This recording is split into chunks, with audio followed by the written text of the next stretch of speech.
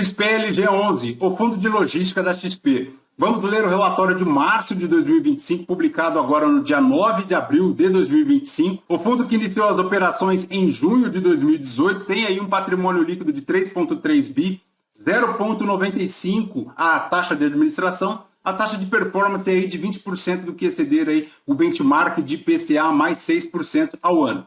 Em relação a março, pessoal, a distribuição foi de 82 centavos por cota, como veremos mais adiante subiu um pouquinho, fazendo um yield aí anualizado de 10,06%. Na data que eu gravo aqui com vocês, pessoal, o XPLG11 está cotado aí na B3 a R$ 93,67, fazendo um P sobre VP aí de 0,88%, uma variação negativa aí nos últimos 12 meses de 5,64%.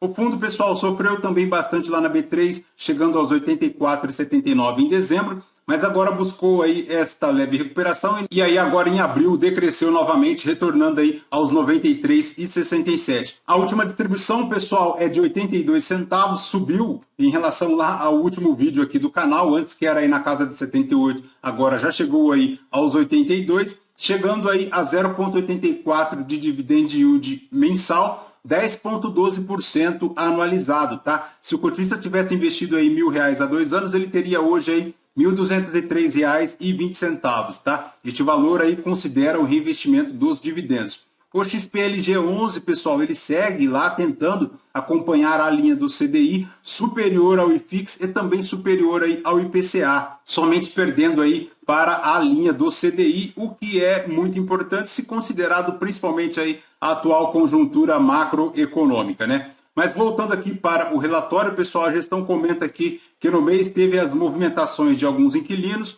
O grupo VIP encerrou aí a locação temporária lá no especulativo de Cajamar com 15 mil metros quadrados. E a Volo substituiu aí o contrato de locação temporária por um contrato definitivo aí de 1.461 mil metros quadrados. E o fundo encerrou aí o mês de março de 2025 com uma vacância de 5,2%. Em relação à DRE do fundo, pessoal, para março ele auferiu aí 33 milhões de receitas, subtraídas aí as despesas, um total aí de resultado de 29 milhões 303 mil reais, distribuindo 25, o equivalente aí a 82 centavos por cota, tá? Lembrando, pessoal, que o fundo não possui aqui reserva de contingência, tá? Ela segue aqui zerada, então importantíssimo o cotista ficar atento a esta situação. Pessoal, seguindo aqui em relação ao resultado financeiro, ele produziu aí 94 centavos por cota, cresceu um pouquinho em relação a março, frente aos 75 centavos aqui de fevereiro de 2025. Então, tudo isso ajudou aí a manter a distribuição lá em 82 centavos,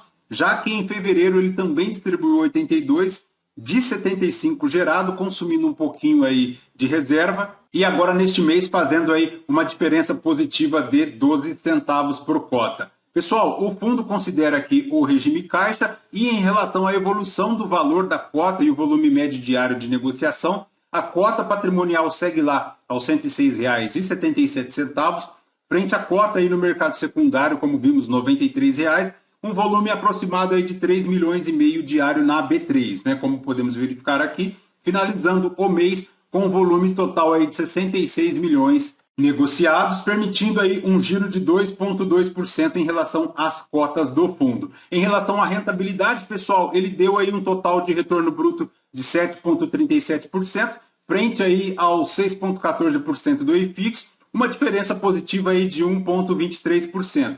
Como podemos verificar aqui, pessoal, a cota lá no valor a mercado, ela decresceu, atingindo o seu ápice lá em dezembro de 2019, chegando aqui agora a casa dos R$ 93,00, como vimos, 93,94. Mas se considerando aí a cota de valor de mercado mais os rendimentos, segue lá na casa dos R$ 151,93. Pessoal, o fundo aqui em relação ao portfólio, ele tem 92% em imóveis, tem um pouco aqui de cotas de FIIs também. Os contratos, 53% são atípicos, 47% típicos. Ele tem, pessoal, 50% de concentrações aqui pulverizadas entre Leroy, Renner, Mercado Livre, Mobile, Via Varejo e B2W. A B2W que é lá as Americanas. Então, é um pênalti aqui para o fundo, tá? Embora ele não ressalta aqui no relatório alguma situação de inadimplência, mas o fato é que Americanas, como vimos em recuperação judicial, a Via Varejo sofrendo bastante aí, inclusive, também com pedido de recuperação judicial. A Mobile, pessoal, que também é do comércio varejista aí de escritórios. Mercado Livre, que segue aí bem tranquilo, ao menos até por enquanto. A Renner também, pessoal, que aí é para o varejo, distribuição de roupas. Então,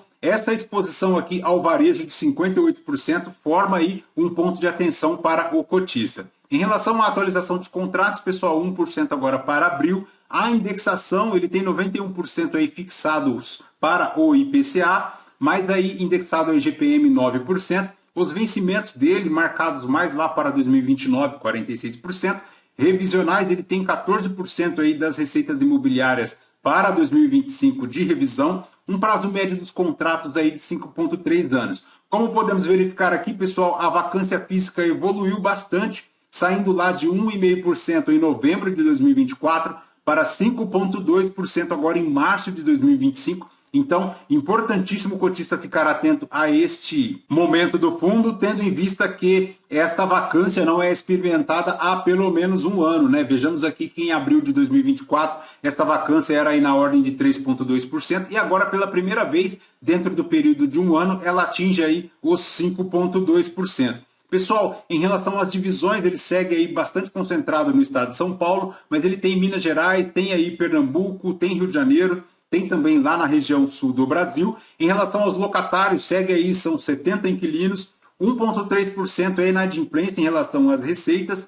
5,2% é a vacância física e financeira, de um total aí de 1 milhão de metros quadrados de ABL. Em relação ao portfólio, pessoal, segue aí com um total de 18 condomínios espalhados aí pelo Brasil, como vimos. E em relação à alavancagem do fundo, pessoal, ele tem aí um saldo total de dívidas de 413 milhões, tendo elas parte em CRIs e parte em contas a pagar. O fato é que o fundo, pessoal, ele tem aí um caixa de 342 milhões, tem aqui as aquisições do HGLG e também do Gravataí, somando aí os 413 milhões. E a XP segue com aquele malabarismo em relação aos números, né? Se somarmos aqui um total de 413 milhões, esse saldo de 342 milhões não é suficiente para quitar todas as obrigações, tá? No gráfico, a gestão insiste em inserir aqui apenas a aquisição de contas a pagar, mas se esquece de inserir aqui o montante total aqui para os CRIs. Embora ele encerre lá o caixa em 2025 com 228 milhões, o fato é que o total aqui de 342 milhões em caixa não é suficiente para quitar a dívida aqui de 413 milhões. Ressalto também, pessoal, que a gestão possui aqui, segundo o que comenta aqui no relatório, saldos a receber em relação à venda do Cislog Galeão e também lá do Nelo FI, formando aí 26 milhões, totalizando quase que 70 milhões aqui em relação aos créditos a receber das vendas, tá? Então, cotista do XPLG11, muita atenção aqui a esta alavancagem do fundo, principalmente com os malabarismos que a gestão faz aqui com os gráficos, porque nem sempre o que é mostrado pode se verificar na prática, né? Perfeito, pessoal? De XPLG11 é basicamente isso. Bora continuar aqui acompanhando o fundo, de olho na alavancagem dele, de olho também na vacância que subiu consideravelmente, saindo aí de 1,7% para 5,2%, e verificar como tudo isso poderá afetar aqui as receitas do fundo. Fechou? Lembrando que esse vídeo, pessoal, não é uma recomendação de compra ou de venda de nenhum dos ativos aqui mencionados. Aos novos inscritos, bem-vindos, muito obrigado por isso também. Você que permanece conosco, muito obrigado. E você que não é inscrito, considere se inscrever. Deixe o seu like, o seu joinha, porque tudo isso nos fortalece aqui na produção de conteúdos. Por hoje é apenas isso. Excelente final de semana para todos. Até um próximo vídeo.